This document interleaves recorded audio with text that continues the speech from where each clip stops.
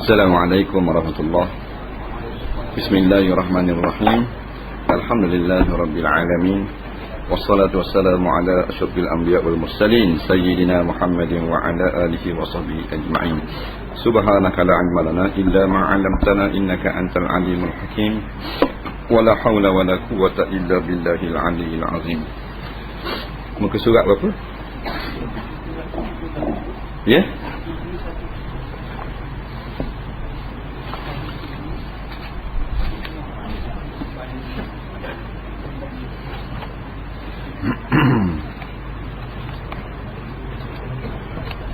Tiga, satu, tiga.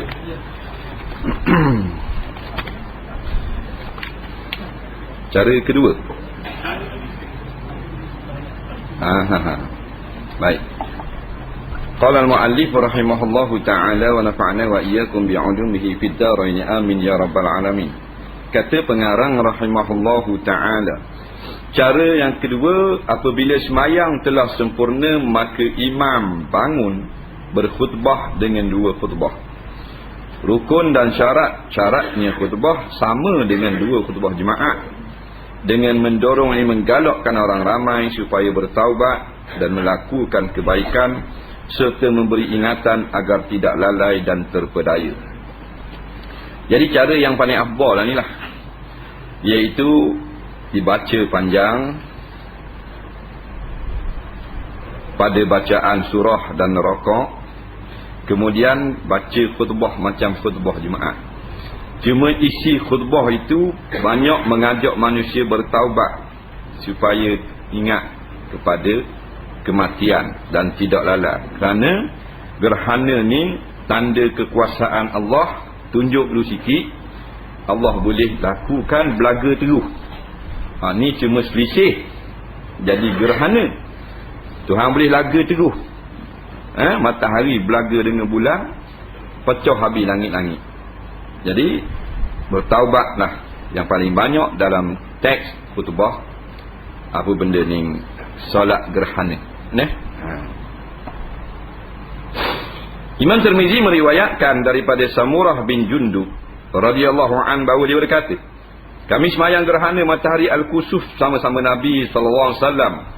Kami tidak mendengar suara bacaan daripadanya.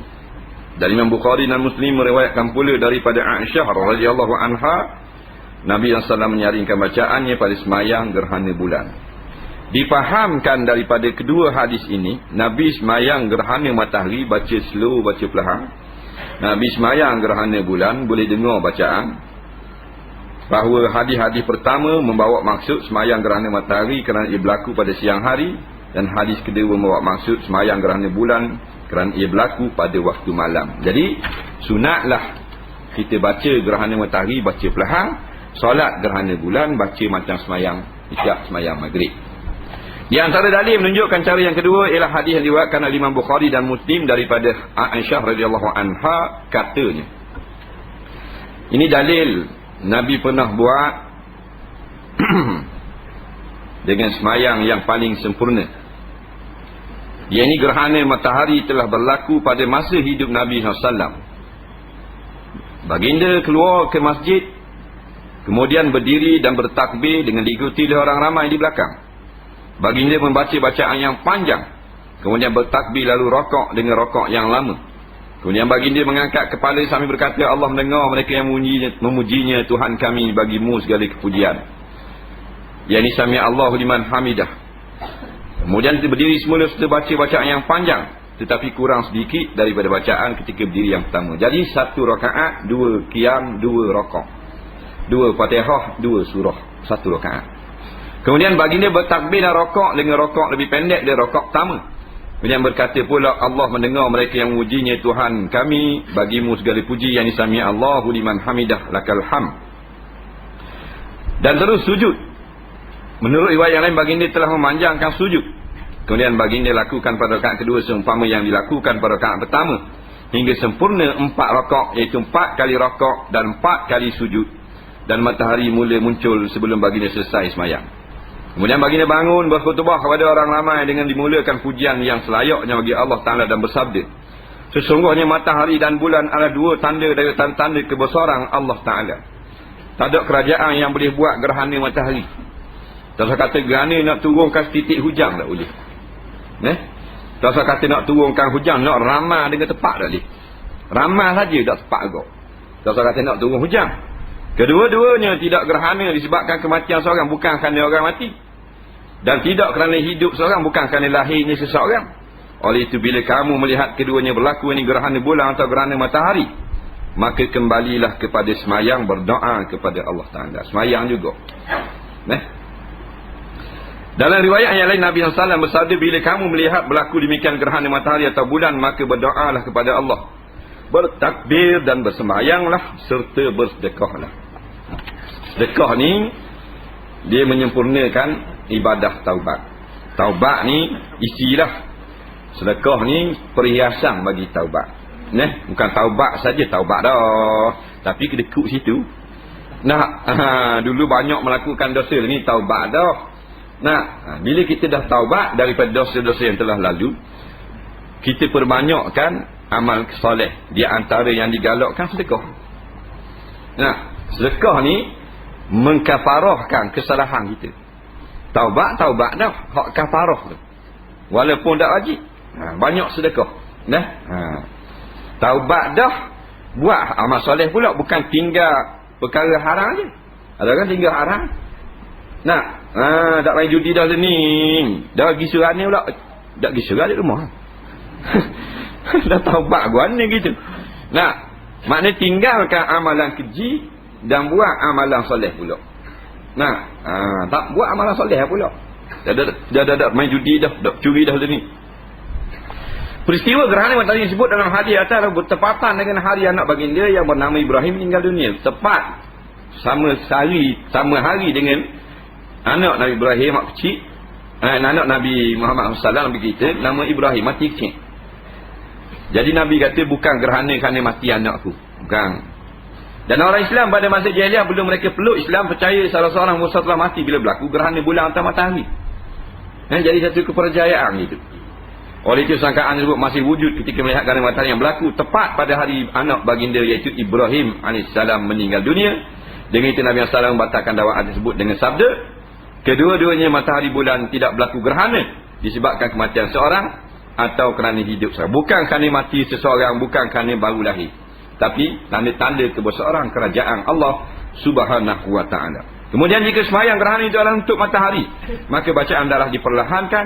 Manakala jika untuk gerhana bulan, bacaan hendaklah dinyaring dan dikuatkan. Imam juga hendaklah memberikan amaran kepada orang-orang Islam agar tidak lalai dan tertipu. Imam maknanya khatib lah. Khatib yang baca khutbah peringatkan orang-orang Islam jangan terlalai, jangan tertipu, jangan lalai daripada apa benda ni, kehidupan akhirat. Lalai maksud lalai ni lalai daripada akhirat.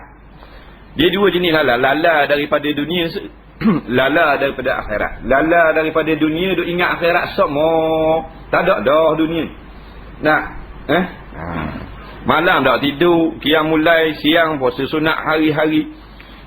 Kerja buat dak, baca Quran pagi petang siang malam. Orang ni lalai daripada dunia. Kerana banyak memberi tumpuan kepada akhirat. Selagi golongan lalai daripada akhirat. Ni dah saya cakap, kita faham lah. Maknanya hidup tumpu ke dunia lah banyak. Lalai daripada akhirat. Jadi sekarang ni wakil yang berlakunya ramai majoriti umat manusia lalai daripada akhirat, duk tumpu ke dunia. Hak duk kejar akhirat saja, siapa ada cara ke dunia dak berapa orang. Jadi bila dak berapa orang, orang kata tinggal dulu masalah tu, tak ada, masa tak ada. Ni sebut sama dalam TV, dalam radio kita, jangan lupa nasib kita di dunia duk tumpu akhirat saja tak boleh. Bubuh biar-biar jalan. Betul lah akhirat itu penting, tapi kita tak boleh jadi hina dan miskin ni dalam dunia. Duk main buah tu saja. Wakil yang berlaku, perkara yang berlaku sekarang, hak ramanya lupa akhirat. Hak ramah lupa akhirat. Nampak? Jangan tertipu, pesan, jangan tertipu dalam khutbah tu. Biarlah beri berapa ratus, 300 ke basikal ke atak, jangan tertipu. Pesan. Ni you kecek barang ni. Bakal saku upang gitu. Mata kain so bertanya lah apa kau. Nah, kalau kata mata kain, macam mata kain mana mengai udang, tak kira halus. Bapak-bapak mata kain. Nah, tak nampak juga. Kita ni. Selang waktu-waktu ngambut selang. Bih pada dukang. Nah, mana pasal apa nak buat baik sangat ke kita ni? Pak kita dak wibitis kita. Pak dara kita dak wibitis kita. Nah, orang tak wibitis, nak beranak kita dak wibitis, tiba-tiba tak ada suku sakat. Nak wi sangat duit ke kita ni. Nah, ada tu. Dia ada. Dia ada tu. Kelak jorang dia panggil. Betul tak? Dah udah kata dia muak ke dak je wiwiti dua tu gini. Nah, ingat, jangan tertipu, janganlah kita lalai. Islam kebenaran tidak menjanjikan wang ringgit. Yang menjanjikan wang ringgit ni tiada lain melainkan orang-orang sesat. Daripada dulu, daripada zaman Firaun, diugu orang-orang kampung, kalau ikut Nabi Musa, Nabi Harun dua orang ni, maka tak boleh piti. Ikut aku boleh kesenangan. Orang pun ikut nak. Zaman Nabi Muhammad SAW, Abu Jahal, Abu Lahab nak berceramah depan Kaabah. Siapa ikut Muhammad tak boleh apa-apa, ikut aku boleh piti. Daripada dulu sampai sekarang, pemimpin yang menjanjikan wang adalah pemimpin-pemimpin sesat. Islam tak mana Nabi mana sekalipun tak ada janji dengan piti. Nah, ikut Islam lah, Tuhan akan beri duit kepada kamu. Tak ada. Nampak? Ikut Islam, kamu selamat. Nampak? Asli taslam, kamu masuk Islam, kamu serah diri kepada Allah, kamu akan selamat. Nampak? Nabi dah tak kata pada mana-mana kampung kabilah yang lidah dakwah Islam, mari masuk Islam, kami akan beri duit. Ada. Jadi janji dengan duit, jaga-jaga. Semayang gerhana tidak diqada. Bila seorang itu luput waktu semayang gerhana matahari dan bulan, matahari atau bulan telah muncul sepenuhnya sebelum semayang didirikan, maka dia tidak dituntut mengqadanya. Ini kan semayang gerhana yang merupakan semayang yang disertai dengan sebab-sebabnya yang tertentu. Apabila sebab tersebut hilang, maka luputlah tuntutan mendirikannya. Gerhana matahari atau bulan dikira berakhir bila matahari atau bulan muncul sepenuhnya. Baik, gerhana bulan berlaku apabila matahari duduk di bawah bumi. Ni kita bumi, matahari duduk di bawah. Tadi maghrib diputurung, tengah malam duduk bawah. Bulan bila malam garik dinaik duduk atas. Lendung di bayang bumi ni lekat cahaya di bulan. Nampak? Jadi bulan tu jadi hitam. Bulannya bayang bumi. Jadi masa selama mana ada hitam, nak bulatan tu berbekas pada bulan, selama tu boleh semayang.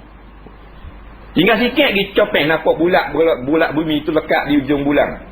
Nah, dikira masih gerhana lagi, kita sedang takbir boleh. Walaupun habis semayang, habis dah gerhana.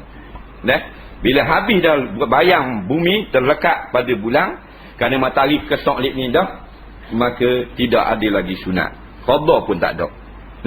Berlainan dengan semayang witir. Orang yang wirid semayang malam.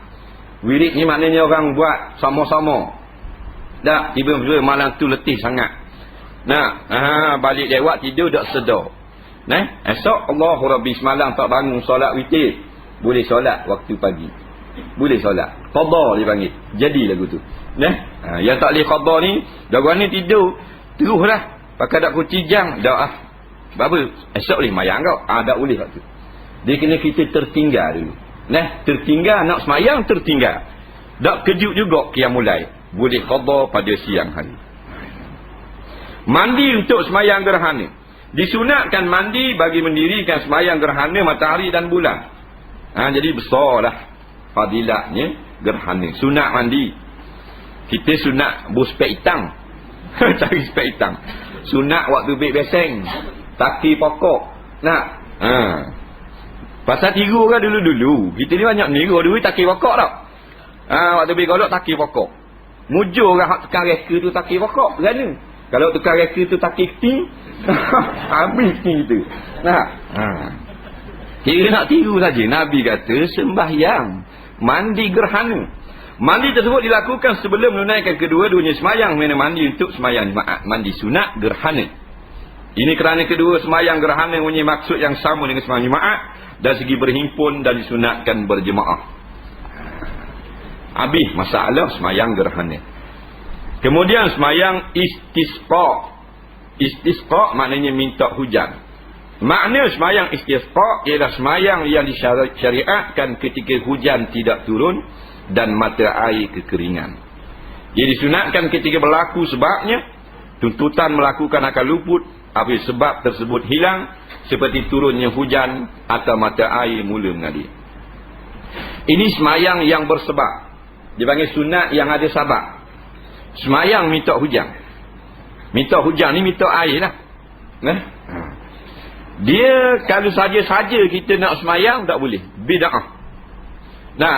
Macam petang tadi sembahyang minta hujan. Bid'ah. Dicela oleh syarak orang tak suruh. Pasal apa? Pasal sabak tak ada. Dia ada yang tak payah sabak. Saja macam sembahyang sunat mutlak. Sembahyang lah masa-masa mana pun. Jangan lepas asar dengan lepas subuh dah lah.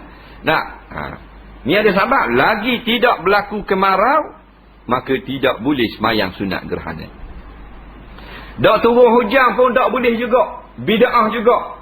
Sebab apa? Dah turun hujan. Air pahit ada. Air pahit ada, cuma dah hujan dah 2 bulan. Boleh sembahyang gerhana tak? Tak boleh. Dah air pahit ada kan? Nampak? Nak dia air tu. Air pahit tak ada dah. Tak boleh juga sembahyang gerhana air sungai ada. Dia gitu, sungai ada. Bapak sungai depan rumah. Cuma air pahit tak ada. Pasal metalnya juri di budak-budak. Tu dah sunat juga. Dia nak kemarau tu tak ada. Pergi kering pahit pun tak ada. Hujan pun tak turun. Nak melainkan air yang tak diminum je. Iaitu air laut. Air laut tak kering. Air laut ada. Boleh sembahyang gerhana. Walaupun tepi laut. Kerana air laut tak boleh nak minum. Dah. Dia gitu. Minta hujan ni minta air lah maksudnya. Kerana asalnya air daripada hujan. Dia bukan daripada perut bumi. Asal hujan dulu. Nampak? Wa anzalna minas sama'i ma'a. Kami telah turunkan daripada langit akan air. Maknanya asal daripada bumi ke daripada atas langit? Daripada langit. Asal Allah turunkan hujan daripada atas langit, turun ke bumi, barulah serat masuk dalam tanah, jadi saluran, jadi sungai dalam bumi, jadi tasik, jadi laut, jadi mata air, jadi air terjun, jadi telaga, jadi parit, jadi lokang. Barulah. Asal atas dulu. Bukan daripada bawah. Cara melakukannya, terdapat 3 cara untuk minta hujan. Sekurang-kurangnya dengan cara semata-mata berdoa kepada Allah bila-bila waktu yang sukai. Cara pertama, tak payah sembahyang. Cara yang mudah ni. Bila berlaku kemarau, tak payah sembahyang. Dah buat lagu ni, doa minta hujan. Ya Allah ya Tuhanku, minta hujan lah. Kalau air tasik kering, minta ada air semula. Kalau air telaga kering, minta air telaga penuh semula. Minta lah apa barang doa pun yang menunjukkan nak air itu kembali pulih. Tu tak payah sembahyang. Ni sekurang-kurang berdoa. Cara pertengahan berdoa lepas bangun daripada rakaat pada rakaat terakhir sembahyang yang diwajibkan atau selepas selesai sembahyang. Iaitu berdoa dalam kunut tiap-tiap sembahyang 5 waktu. Lepas pada iktidal, rakaat yang akhir masih iktidal tu, berdoa minta hujan. Boleh juga cara ni. Cara yang paling sempurna yang dijadikan bab ini khusus bab sembahyang minta hujan dengan melakukan perkara berikut. Yang nak belajar sembahyang pertama, pada mulanya imam ketua pemerintah atau timbalan yang dalam menyuruh orang ramai melakukan perkara berikut. Jadi kalau kemarau negeri itu tak ada dah. Kolam-kolam air di kepung pun habis, kering garing habis dah. Sungai-sungai pun kering garing. Maka ketua pemerintah, ketua negeri lah. Bukan imam surau, imam masjid. Ketua. Mana pemimpin paling berkuasa dalam negeri Terengganu ni? Tahu dia tu? Mak lagi. Mak lagi. Tak kira lah siapa-siapa pun. Dia ni, dia kena berucap dalam radio, dalam televisyen. Dia kena kata ke mana? 3 perkara dia kena suruh. Yang pertama, bertaubat dengan taubat yang benar. Dia kena cakap dalam TV, menteri besar lah, dalam menteri lah, presiden lah. Bertaubatlah kita semua kepada Allah dengan taubat yang nasuha. Yang kedua, sedekahlah kepada fakir, tinggal segala bentuk kezaliman atau mengemari segala benda yang dia ambil secara zalim dan mendamaikan orang yang berkelahi. Wahak juga ni. Bersedekah pada orang kafir boleh. Panggil hak kutu mana-mananya, hak mananya, hak bola kengga, panggil hak ukit payung, anak yatim apa semua, bagi biti boleh hak tu. Tapi hak ni meninggalkan bentuk kezaliman, mengembalikan segala benda yang dia ambil secara zalim. Mana-mana ada rumah orang hak kita rambak dah kena bina semula. Mana-mana tanah hak kita ambil balik, tanah hak beri dah nak kena beri balik semula. Nak, ni hak kena pulang balik. Pemerintah raja kena pulang balik. Barulah juru. Dia begitu. Ni dia pulang balik, lepas tu taubat dah boleh. Dia ada taubat, tak payah pulang balik. Taubat saja kita kepada Allah. Minum arak, dah payah pulang balik. Minum arak. Dulu zaman dulu kuat ngak minum arak. 3 derang sehari minum. Lah ni taubat dah. Taubat tu kita dengan Allah saja. Tak, ya Allah ya Tuhan, aku menyesal dulu aku mabuk minum arak dan sebagainya. Tak ada kait dah dengan makhluk. Tak payahlah pulang balik, kutip balik botol atau Mekah dah ayah. Tak ada apa-apa. Tapi berkait dengan orang, kena pulang balik. Taubat daripada mencuri, kena pulang balik barang curian. Dulu ada masuk geng rokok samung, kena pulang balik cari tuang dia. Tak jumpa, kena sedekah surah masjid, untuk tuang dia halal di akhirat kayak gitu. Zaman dulu jadi pelopok. Dia ambil buah orang sebelah rumah, dia balik kapur, kita tang 3 utir buah. Buah pelang je, buah betik je, kena pulang balik. Taubat dah pun. Kalau hak pemerintah, kena pulang balik lah segala kekejaman, kezaliman yang dibuat. Tak kena. Hak mana ada hak kena tukar, kena apa. Gaul-gaul kerajaan hak kena tukar itu. Kena tukar semula. Cikgu-cikgu kena atar pas Sabah, pas Filipina dengan Johor. Kena panggil balik semula, baru Tuhan terima taubat. Kasar zalim orang, tak boleh. Yang ketiga, berpuasa selama 4 hari berturut-turut. Sunat. Semua perkara di atas sunat dilakukan dan ia akan menjadi faktor kepada penerimaan doa oleh Allah sebagaimana sabit dalam hadis-hadis yang sahih. Kedua, imam ketua pemerintah multi besar keluar bersama-sama mereka orang ramai pada hari keempat dalam keadaan berpuasa. Hari keempat tu keluar memakai pakaian yang lama, pakai hak lusuh. Sunat pakai hak lusuh.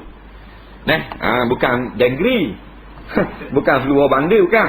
Mana hak lusuh ni pakaian kita hak lama-lama. Bukan pakaian hak baru-baru, hak saik molek. Dalam keadaan khusyuk dan hina menuju ke padang yang luas. Stadium. Padang batu buruk. Nampak? Ni sunnah Nabi ni. Dulu ada orang buat solat hajat, ada orang hina dia tu. Benda solat hajat gini. Buat surah padang dah. Buat benda ramai-ramai tengah padang lah. Baik duduk diam kalau bodoh. Cakap orang kata lu bodoh. Dia kata benda ni mayang ajak stadium lah tengah padang. La ilaha illallah. Sunat tepat luar.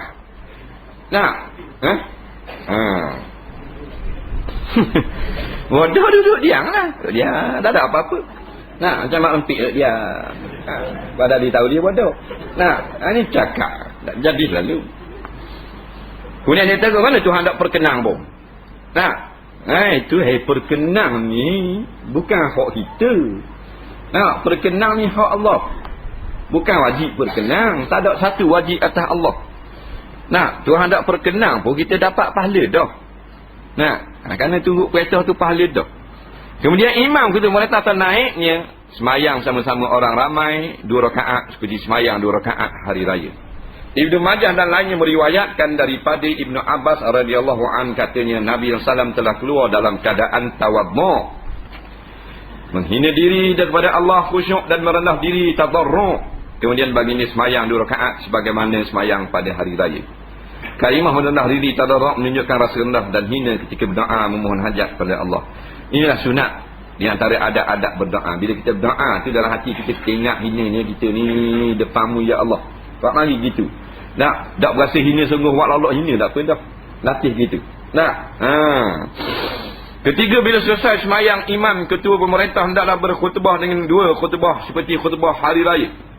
Kecuali kedua-duanya hendaklah dimulai dengan istighfar 9 kali pada khutbah pertama dan 7 kali pada khutbah kedua, sebagai ganti pada takbir, kerana firman Allah Ta'ala, istaghfiru rabbakum innahu kana ghaffara yursilis samaa'a 'alaikum midrara.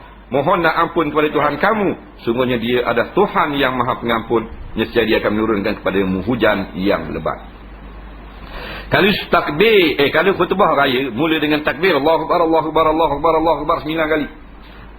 Tetapi khutbah solat istisqa, solat minta hujan 9 kali istighfar. Astaghfirullah, astaghfirullah, astaghfirullah 9 kali.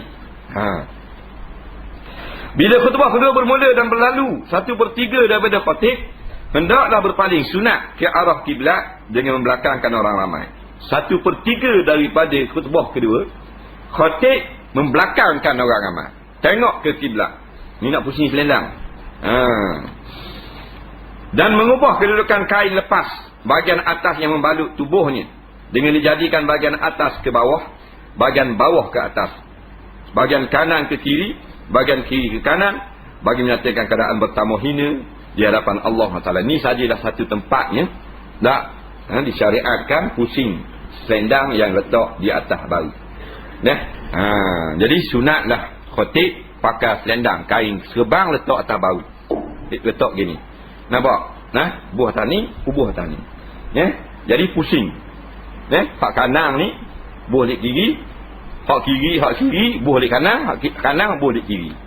Masa separuh khutbah tu ngadap kiblat. Kerana Nabi buat gitu.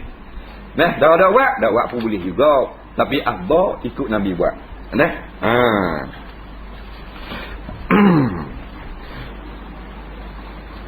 Sebab tu tak salah kalau kita pergi semayang pakai kain selendang buah atas kepala bahu.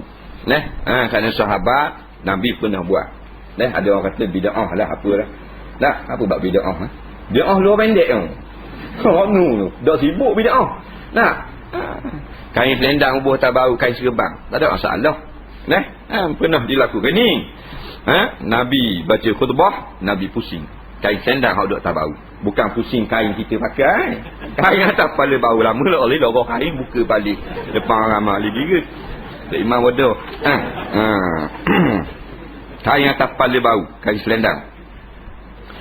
Orang ramai juga disunatkan melakukan apa yang dilakukan oleh khatib. Kalau ada kain selendang sunat juga. Khatib disunatkan supaya banyak istighfar, doa, taubat dan tunduk menghinakan diri serta tawassul dengan golongan yang soleh dan bertakwa. Banyak sebut orang-orang soleh. Kerana ni nak minta Tuhan belah kasihan, turun hujan. Imam Bukhari meriwayatkan daripada Anas radhiyallahu an bahawa Umar Al-Khattab apabila rakyat ditimpa kemarau, dia telah berdoa minta hujan dengan tawassul dengan Abbas bin Abdul Muttalib dalam doanya. Dia kata, ya Allah, ya Tuhanku, sesungguhnya kami pernah bertawassul pada Engkau dengan Nabi kami, lalu Engkau turunkan hujan pada kami. Dan sesungguhnya sekarang hari ini kami bertawassul kepada Engkau dengan bapa dari Nabi kami, maka turunkanlah hujan kepada kami. Anas berkata kemudian hujan diturunkan kepada mereka. Inilah tawassul yang dibenarkan dalam Islam. Tawassul kita menyebut ambil berkat nama orang-orang yang tertentu, tetapi kita minta daripada Allah, bukan daripada orang tu. Ini tawassul. Boleh kita berdoa di kubur wali-wali, kubur apa benda ni, nabi-nabi, kubur ulama-ulama besar. Kita sebut keberkatan kebesaran ulama yang disemadikan di kubur tu. Berkat orang ni aku minta padamu, nak baikkanlah penyakit aku. Gitu. Jangan minta dengan hak tuan punya kubur.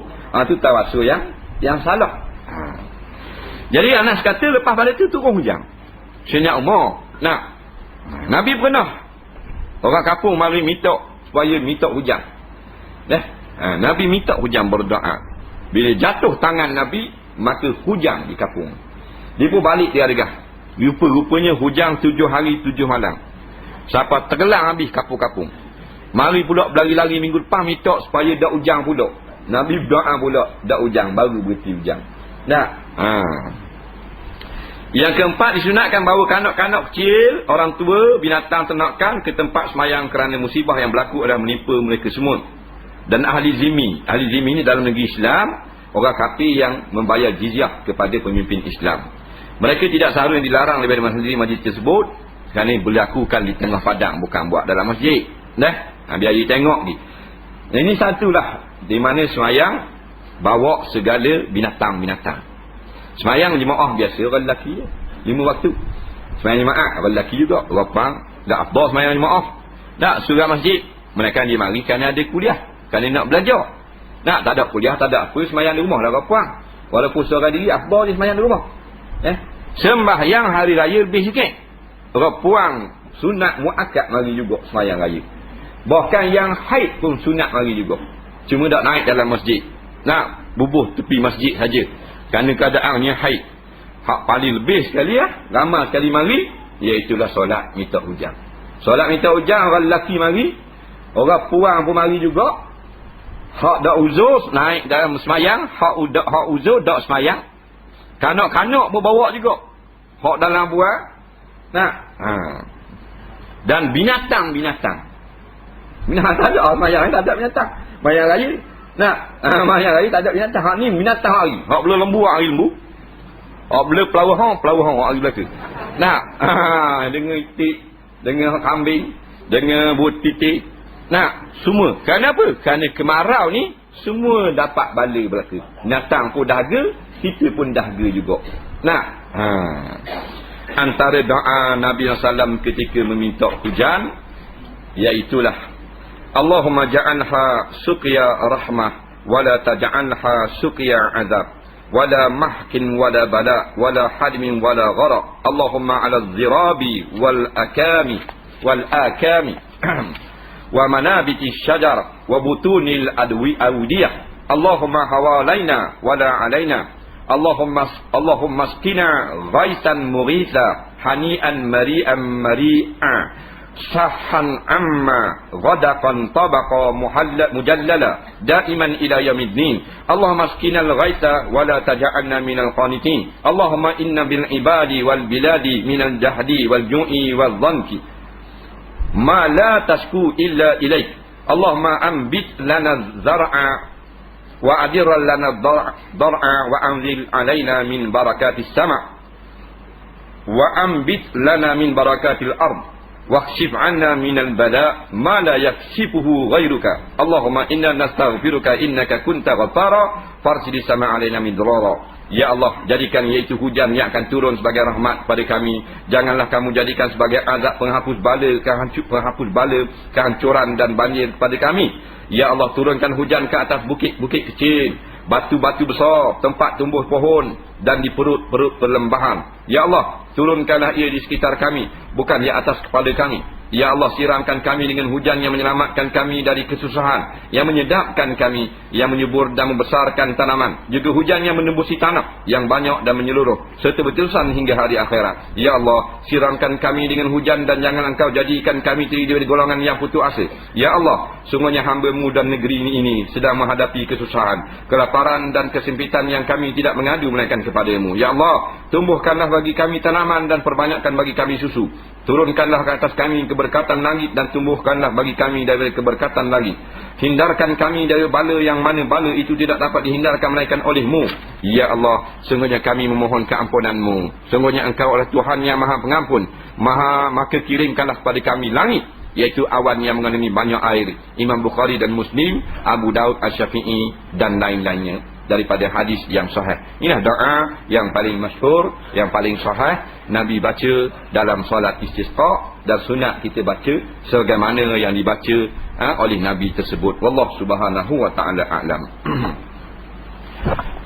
Kita tengok soalan.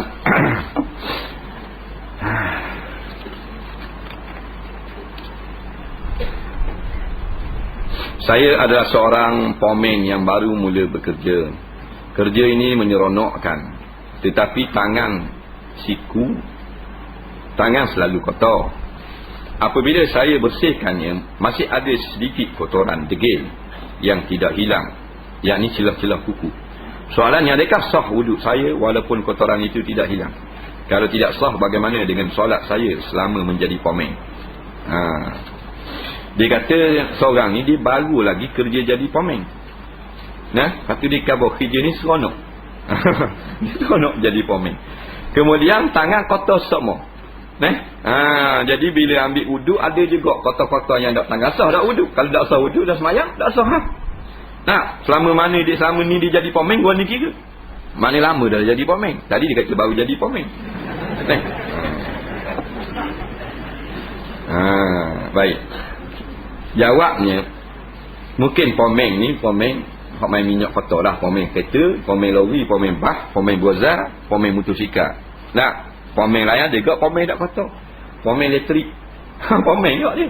Nah, pomeng kong.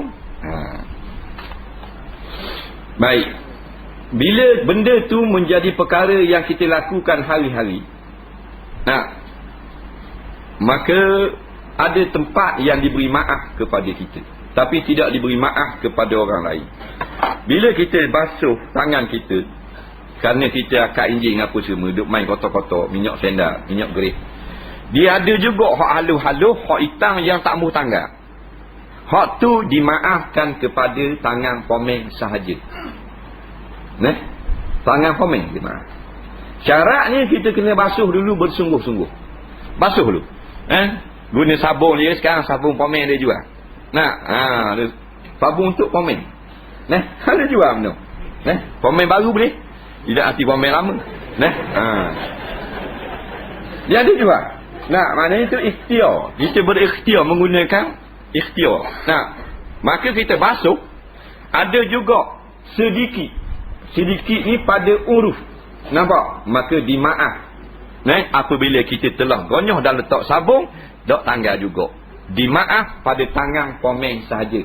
Dak maaf pada tangan bini pomeng. Bini pomeng tak cara. Mereka bini dia tukar tadah hinjing. Itu lain. Kalau dalam kitab-kitab lama dia sebut bab pomeng. Dia sebut orang yang main dengan lilin. Orang yang bermain dengan lilin, bermain dengan minyak dan seumpamanya. Lepas tu juga orang yang naik keldai. Keldai ni dia najis, boleh tercabut najis. Naik keldai nak pergi surau, bulu keldai cabut najis. Keldai hak naik ni dia tak boleh makan. Keldai hak kita boleh sembelih makan, keldai hutang. Keldai hak naik bawa barang ni, dia keldai ni haram makan. Nampak dia panggil himar ahliyah. Keldai bandar, keldai kat barang. Keldai hutang tu hak dalam National Geographic tu. Nampak? Tu liak tu lari laju. Hak tu kalau buh dengan barang, tak ada dengan barang tu. Waktu tak buh barang tu, waktu boleh makan. Jadi kita naik keldai bandar ni, kalau cabut bulu najis, tapi najis yang dimaaf. Nampak? Kerana orang tu jenis naik keldai. Tidak kena tarik mau celah kain. Orang komat jeng je. Kita tak boleh ni orang dekat. Tapi orang yang jenis tak naik keldai dah maaf. Begitu dah. Begitulah maka ulama-ulama kias, orang yang kerja nerak kain liling. Halus-halus liling yang tak nampak, kalau tengok sekali imbah, kena tengok beralus baru nampak halus, hak tu dimaaf kerana kerja harian dia. Tapi yang nampak lelek-lelek, nampak liling, tak maaf lah tu. Jangan rasa aku main liling kan, maaf. Tak, dia kena gonyoh dulu dengan minyak tanah apa semua, macam dia orang pomeng juga, basuh dengan sabun. Hak mana yang ketinggalan dengan sebab kecil dan payah nak tanggal, dimaaf hak tu.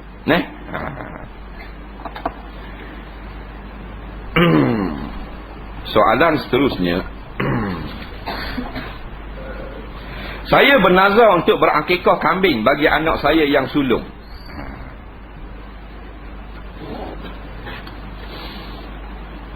Namun demi menjaga hati ibu, suami saya telah mengambil satu bahagian dalam penyembelihan lembu pada hari raya haji yang lepas untuk jadikan akikah bagi anak kami ini. Apakah yang harus saya lakukan sekarang? Baik. Dia menazar nak sembelih kambing ngekah anak. Mak dia beri ke dia sebahagian, suruh masuk bahagian lembu, tak beri. Kalau dah ambil, berasa hati mak. Mak tak ambil dah sebahagian lembu, buat ngekah anakmu, tak ngekah lagi. Mak nazar dah. Dah tu nak buat lagu mana? Nak buat lagu mana? Patut kabarlah ke mak dah kita nazar dah nak sembelih kambing. Kabar gitu dulu. Yang gitu urut gitu je. Kalau kita kabar, mungkin mak dia boleh kompromi lah. Kita nazar dah nak sembelih kambing, mak nak suruh buat lembu, tak jadi lagi. Mak tu nak ambil, mu nak ambil, bukan anak aku dah ala kopek aku. Ada ke main gitu? Ada ni mak main gitu, main kopek aja. Apa gerak bengok? Ada gitu, siapa suruh mu beranak? Jadi Kaedah yang pertama gitulah khabar ke dia. Jadi yang kedua gini, dia beri juga sekor lembu, bagian lembu tu, kita jangan niat akikah anak kita. Kerana kita nazar dengan akikah kambing. Nampak lagi? Kita dah lah. Kita ambil bagian jadi korban biasa saja. Mak kita ingat kita ngekah dah. Jadi korban biasa. Khabar ke dia. Nak jaga hati dia. Kita ambil sebagian. Tewak rasuk lebih kurang. Panggil JKK ke apa? Dia. Ada orang lagi. Nak tak ada orang lagi. Itu cara dia. Dia tak tahu. Dia pun tak ada berasa hati. Sampai masuk ni kita cari tambah sekor. Kita buat makan orang pun semua. Jangan khabar ngekah anak pula. Bak kita ngekah anak dah. Khabar apa ngekah ni. Pagi makan lah. Kita niat ngekah. Tiba-tiba kita salah, kita giniak ngekah juga dah. Kita giniak ngekah dah, giniak ngekah juga bagi hak mak beri ni.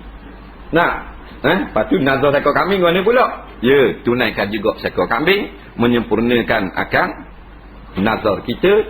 Maka di sinilah keadaannya dibenarkan mengekah 2 kali, iaitu kerana wajib. Kerana wajib. Jadi hak pertama sebagian macam sekor kambing dah. Yang kedua, hak nazar asal menjadi sekor kambing lagi, jadi 2 ekor kambing. Yang kata ulama tu dari waktu saja-saja. Jadi waktu sekor kambing tu ada modal lagi, bila niat kali lagi jadi 2. Itu bukan. Ni kerana tidak ada jalan nak lain, nak lepas daripada nazar. Tak ada masalah. Jadi siapa masih lagi nazar pula, tunaikan nazar sekor kambing.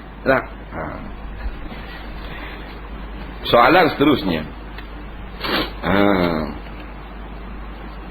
Bolehkah kita semayang jenazah secara jarak jauh? Contohnya berlaku kematian di sebelah saudara kita seperti di Kuala Lumpur atau sebagainya, kerana kita tidak mampu untuk pergi ke sana. Yang kedua, bolehkah mewarnakan janggut dengan pewarna yang dibenarkan syarak walaupun janggut itu tidak beruban? 2 soalan. Soalan pertama, dia kata saudara dia mati di Kuala Lumpur. Dia di Terengganu ni. Boleh tak solat jenazah? Tak payah pergi Kuala Lumpur. Jawabnya boleh. Kerana dia kata tak boleh nak pergi dinum. Tak ada tiket.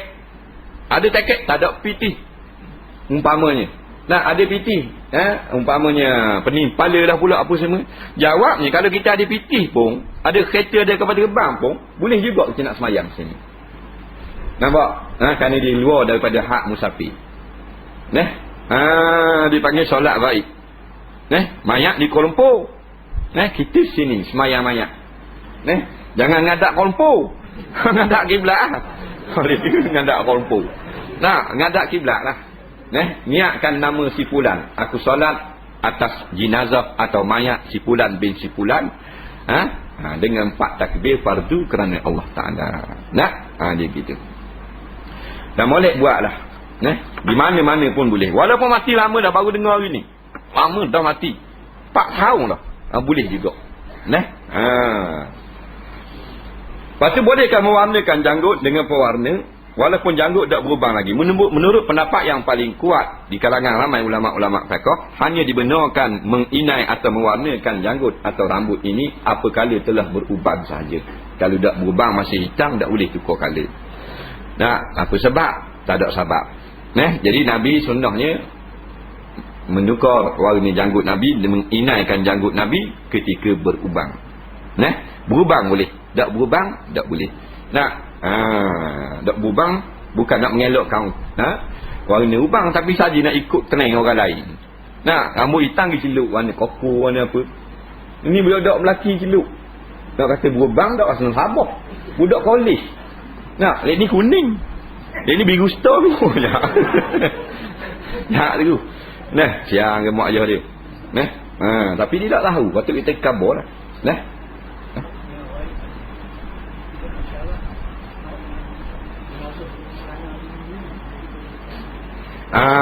Baik. Dia nak panjang sikit. Itu Imam tanya.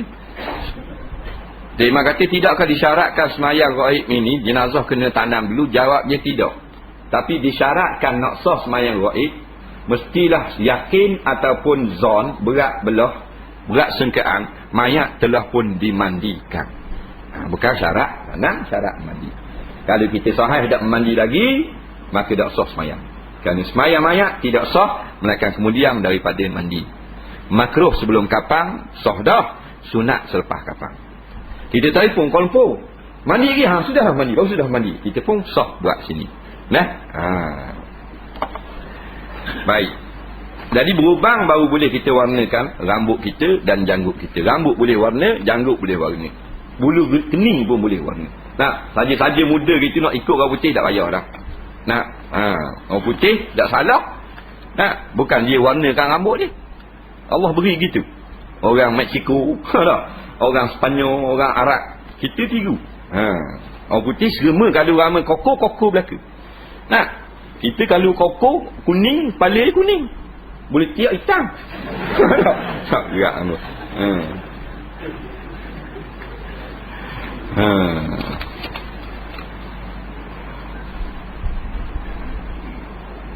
Saya bernazar nak puasa sunat 7 hari berturut-turut jika dapat masuk maktab perguruan. Saya pun berpuasa sehingga 6 hari. Hari ke-7 datang haid. Ni awet tanya ni. Adakah saya kena ulang semula 7 hari atau tambah 1 hari selepas itu? Orang muda dia boleh masuk maktab. Comel tulisan Jawi. Awet punya tulisan comel. Haji Mak dia tulis gini. Tulisan Jawi comel. Buat gambar seperti Mek.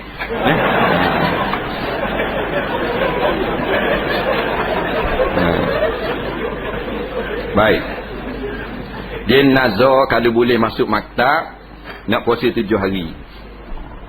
Berturut-turut. Tiba-tiba dia puasa 7 hari berturut-turut.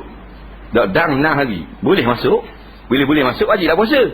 Puasa 6 hari keluar haid. Lepas tu berkeluar haid 7 hari nak sambung balik sehari ke tak balik 7 hari. Pasal dah turut dah. Hari ke-6 keluar haid. Hari 7 tu. Jawabnya ada beberapa pendapat ulama.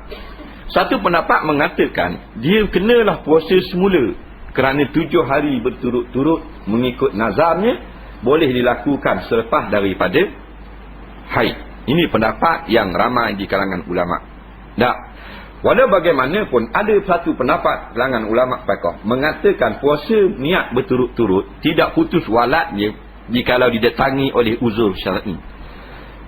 Uzur syar'i. Putus walat dengan sebab terlupa niat saja. Adapun haid bukanlah memutuskan walat berturut-turut puasanya. Jadi atas kau ini, perempuan ini tak putus walat 6 hari, lepas pada haid 7 hari, buat sehari saja lagi. Kerana hak putus 7 hari ini bukan dia yang putus, Allah Ta'ala yang beri kepada dia. Haid ni datang daripada pihak Allah. Ini pakai kau ni lah senang.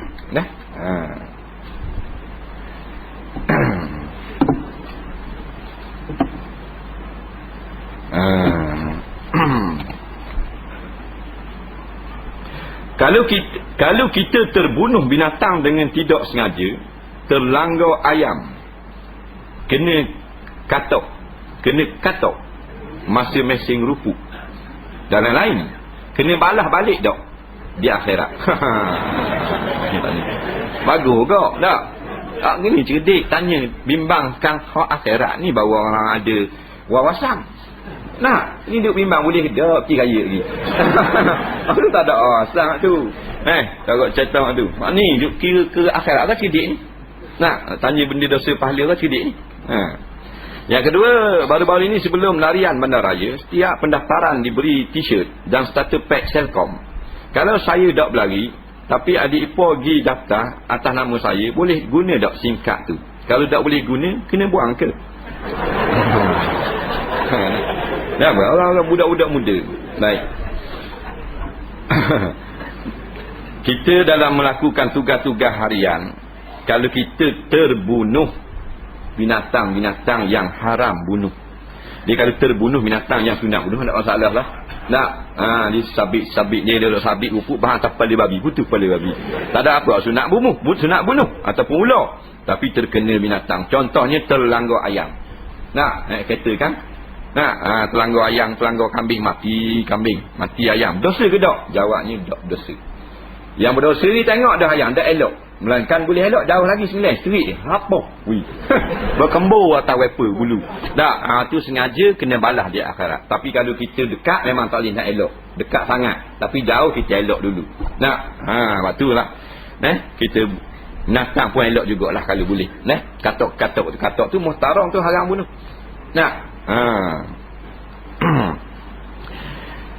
Mesin-mesin rupuk kena katok. Kena karung, putus karung. Rasa berduka ceritalah karung tu tak balas. Kita mesin rupuk tak nampak. Dan tidak akan kena di akhirat. Yang kata kita buat dalam keadaan zalim. Tengok dah karung tu bik ke lubang, wak tawi kena juga kepala je. Nampak? Ada juga mesin gitu. Tu baru kena. Kemudian dia kata starter pack Selcom. Selcom ni ada lagi orang Islam di dalamnya. Ni tak ada lagi halangan lah. Boleh gunalah. Ni Selcom ni. Yang bukan Islam ni Digi dengan Maxis. Soalan seterusnya.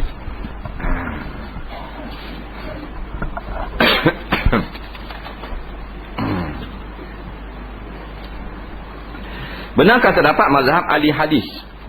Dan saya terbaca di dalam sebuah buku karangan Muhammad Nasiruddin Albani, di mana beliau menyatakan bahawa mazhab ini yang paling menepati sunnah Nabi. Betulkah?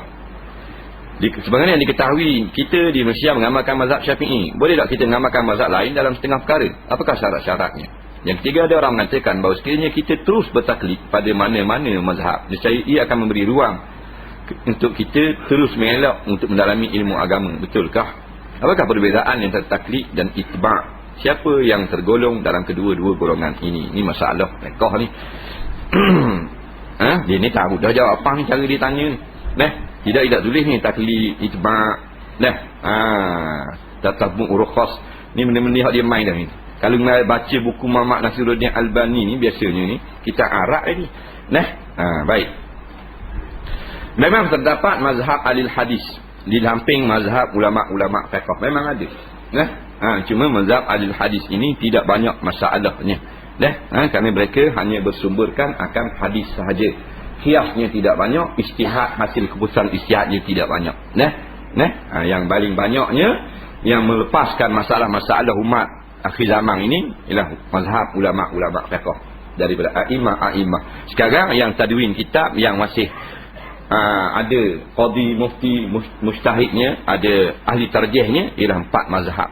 Inilah yang terkenal. Banyak lagi mazhab yang telah hilang di telan zaman dan sebagainya. Lebih kurang 18 mazhab fiqh. Semuanya mazhab ahli hadis. Kemudian kata pula Albani, inilah yang paling tepat menurut sunnah Nabi. Betulkah? Dah dia katalah. Ini pandangan dia. Dia buat kitab, dia kata dia pandangan yang tepat. Tapi ulama-ulama lain tolak pula pendapat dia. Kerana pendapat dia tu kadang-kadang bersimpang siur. Dalam kitab ini dia kata perawi ini molek. Dalam kitab lain Nasiruddin Albani juga kata tak boleh dipakai. Dalam hadis ini dia kata hadis ini dhaif, hadis yang lain hadis ini molek. Jadi dia sendiri tanakut. Jadi ulama-ulama menghimpunkan ke bolok wang dia tu. Apa benda ni tanakut dia tu. Mana berlainan pendapat dia atas dia seorang tu, berlainan pendapat dalam buku kitab yang begitu banyak. Siapa keluar Tanaqudat Albani juzuk pertama, Tanaqudat Albani juzuk kedua, mana bercanggah pendapat dia sendiri. Hadis yang sama sini dia kata sahih, dalam buku lain dia kata hasan. Seorang perawi, hal ni dia kata la ba'sa bihi, tak ada salah. Dalam buku lain pula pada masa yang lain dia kata orang ni tak boleh pakai, lemah. Jadi bila begitu dia sendiri pula bolak tanakut berlawanan, maka tidak dapat dijadikan sandaran yang kuat. Dia gitu. Dia sendiri. Tapi dia memang seorang ulama. Sesat dia. Tuhan dia. Cuma nak banding dengan ulama-ulama mujtahid, bukan bandingan. Kemudian dia kata dalam Malaysia mengamalkan mazhab Syafi'i, kita nak ikut mazhab lain, tak ada masalah. Bukan mazhab Syafi'i je betul. Mazhab ni berlaku apabila tidak ada nas yang qat'i, tidak ada nas yang putus dalam satu masalah, maka perlukan ijtihad, memikir, memerah keringat. Nampak? Badlul was'i fi talabil maksud. Memerah keringat, segala kelengkapan digunakan, segala dalil, segala ilmu, tujuan untuk mencapai keputusan satu hukum. Kerana tak sebut dengan jelas dalam Quran, tak sebut dengan jelas di dalam al-hadis. Tak ada berlaku ijma' sahabat, maka itulah ijtihad. Bila ijtihad, berlainan pendapat. Cuma ijtihad daripada ulama-ulama mujtahid ini, mereka ingin nak terpercayai. Jadi kalau kita nak ikut mazhab Maliki, tak ada masalah. Dan kita belajar dan kita dengar Kita kaji pendapat-pendapat mereka itu, bukan ikut membuta tuli. Sekarang pun yang mengikut mazhab Syafi'i pun juga tak ramai yang belajar kitab-kitab mazhab Syafi'i, pakai ikut semata saja. Sebab tu ada ulama mengatakan orang awam sebenarnya tak ada mazhab, dia pakai ikut semata. Kata je mazhab Syafi'i, tak sekarang pun kadang-kadang. Jadi gitulah. Kalau kita nak ikut mazhab lain tak ada masalah. Nak ikut mazhab Hanafi ke, walaupun duduk di Malaysia tak ada masalah. Dengan syarat kita belajar. Kita belajar. Benda nak sesat masalah. Banyak cara lah. Macam rawat hati cana. Abang ni lah begini. Abang ni pusing kat atas kepala. Tu jangan lagi garing kaki je. Hak tu nak makan belaka. Yang ketiga, ada orang kata sekiranya kita terus bertaklid pada mana-mana mazhab, nescaya akan memberi ruang untuk kita mengelak, untuk mendalami ilmu agama. Betulkah? Baik. Ada orang kata kalau kita duk taklid mazhab sama, jadi kita ni tak banyak ilmu, tak mendalami ilmu. Betul? Ini sebenarnya nak menganjurkan kita supaya mendalami ilmu. Jangan bukan ikut semata. Tak.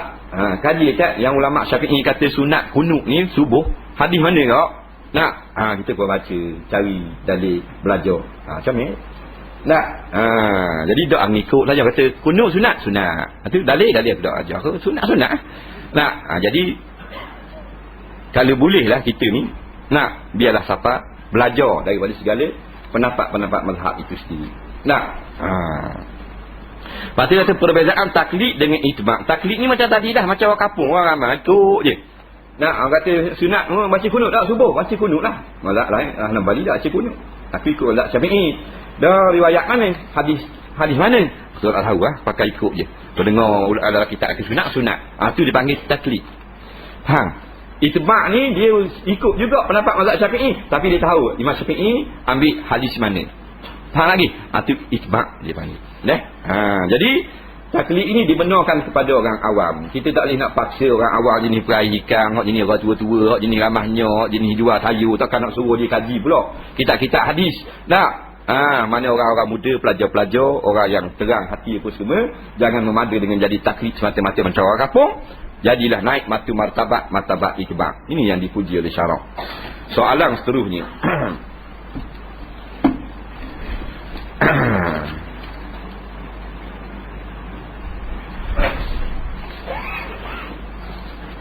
Saya ada dengar hadis di mana jikalau seorang itu bertelanjang, malaikat rahmat tidak akan berdampingan dengannya selama 40 hari. Apakah hadis ini merujuk kepada wanita dan lelaki kedua-duanya? Sebab ustaz beritahu ulama ada dua pendapat, harus dan makruh. Yang kedua, saya ada seorang sepupu. Saya sudah 5 kali menyebutnya untuk datang mendengar kuliah, tapi ditolak. Apakah cara lain bagi saya untuk menyebut sepupu saya itu? Sebab rugilah masanya, time cuti tak buat apa-apa, melainkan tengok TV saja. Ada juga soalan gini. Dia kata soalan yang pertama, dia ada dengar hadis di mana seorang itu kalau telanjang, malaikat tak duduk kat dia 40 hari. Jawabnya hadis ini bukan hadis sahih. Kemudian ustaz pula kata, kita kok dia kata kita kok ulama ada dua pendapat, harus dan makruh. Kita kena jaga baik. Hak kata harus dan makruh ni telanjang pun, telanjang dalam bilik air. Bukan telanjang ngata di pasal gitu. Bukan. Hak tu bukan makruh dan harus dak tu. Hak tu balik awal tu. Dalam bilik air tak ada orang, kita mandi. Makruh atau harus ni dua pendapat yang terkenal di kalangan ulama-ulama.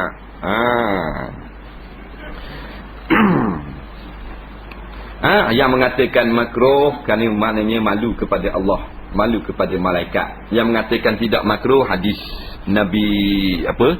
Kerja belalang dia ingatlah. Nabi Musa. Nabi Musa. Kerja belalang. Belalang mah tengah mandi, belalang mah turun. Kerja ke belalang tak ingat telanjang. Tuhan tak tegur telanjang tu, Tuhan tegur ke belalang mah. Jangan sibuk belalang mah. Ada benda lain yang mustahak lagi. Jadi Tuhan tak tegur telanjang tu, mandi telanjang tu.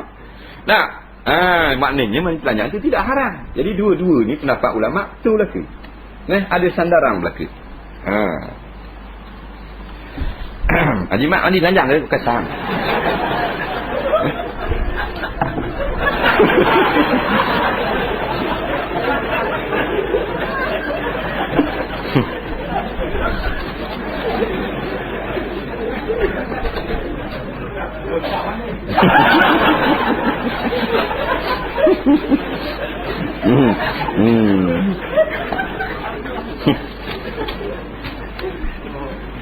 Aduh lah.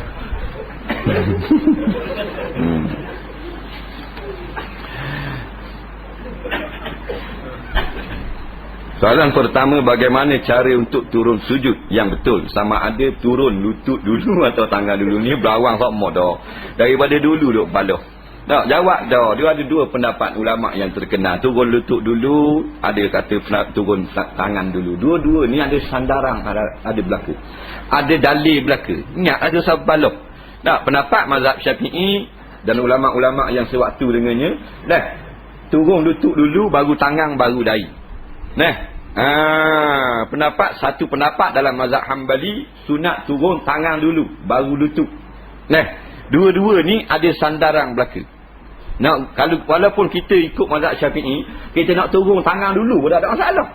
Sebab ni benda sunat, bukan benda wajib, bukan benda rukun. Dia balah pula dah. Benda hak nak balah nu. Kezaliman yang berlaku nu.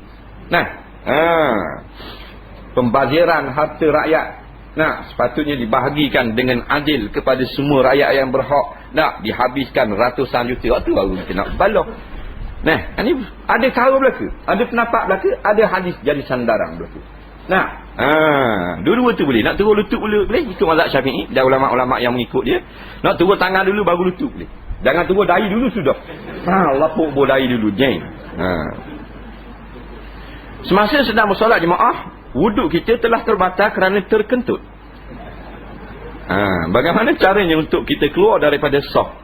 Adakah melalui kanan atau kiri, melintas di hadapan makmum lain, atau melalui celah-celah makmum? Baik.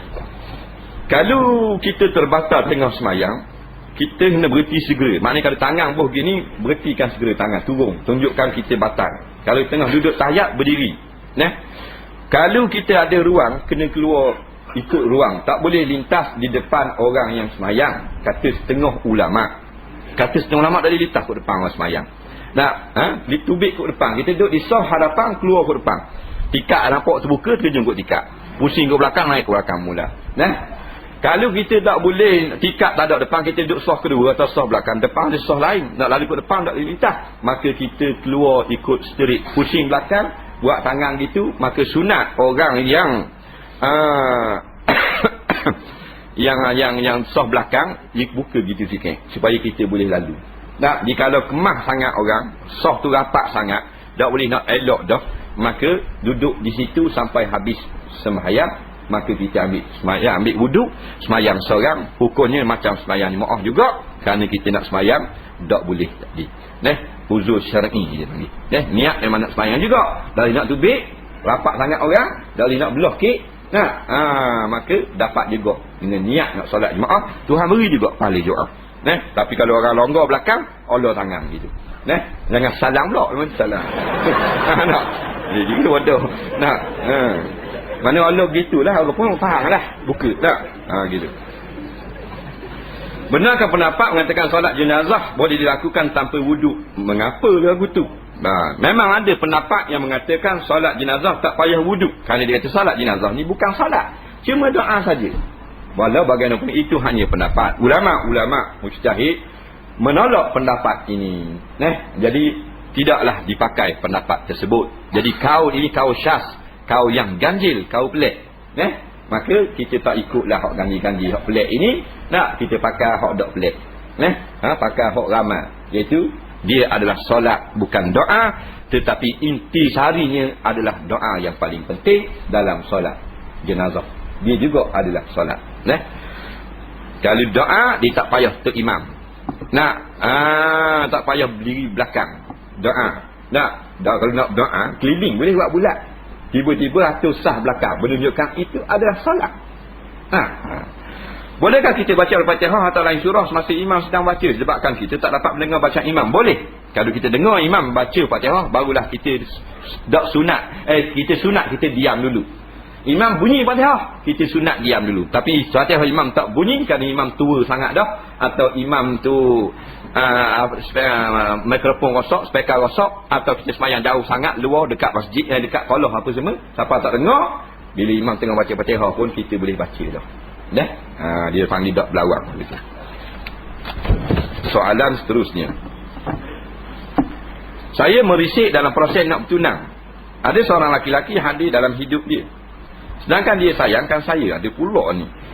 Dia minta petunjuk daripada Tuhan semain istiqarah. Tapi tak ada jawapan kau. Saya juga semain istiqarah. Nampak wajah dia. Macam mana? Hak puang ni dia nak masuk Minang. Ada pula hak lelaki pula mari dalam hidup dia. Nak dia atau mesej macam-macam lah. Kemudian bila disuruh puang istiqarah, tak nampak muka dia. Dia istiqarah nampak muka tu. Istiqarah bukan sekali. Buat berulang-ulang kali. Berulang-ulang kali. Bukan sekali lagu tu. Lagi kalau kita baru proses nak tunang, bukan tunang kita. Kalau ada hak lelaki baru ni dia masuk Minang dulu, hak nak setuju jadi tunang dia. Tak ada istiqarah lah, tak tunang orang.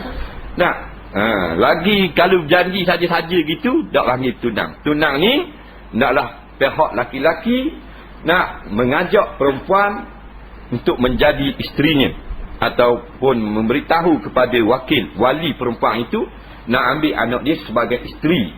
Itu orang panggil peminangan. Wali pun kata setuju, baru sah jadi tunang, walaupun cicing tak beli lagi. Ni orang lain pula mari mu baru nak atur peminangan. Dia pinang dulu habis. 2 minit lagi. Dah sikit ikut.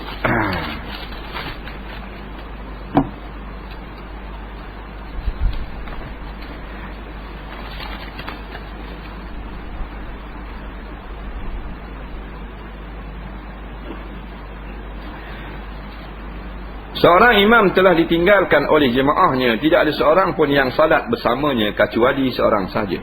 Bolehkah dia menurunkan salat di masjid atau dia perlu mengikut jemaah yang lain? Adakah dia berhak menerima gaji?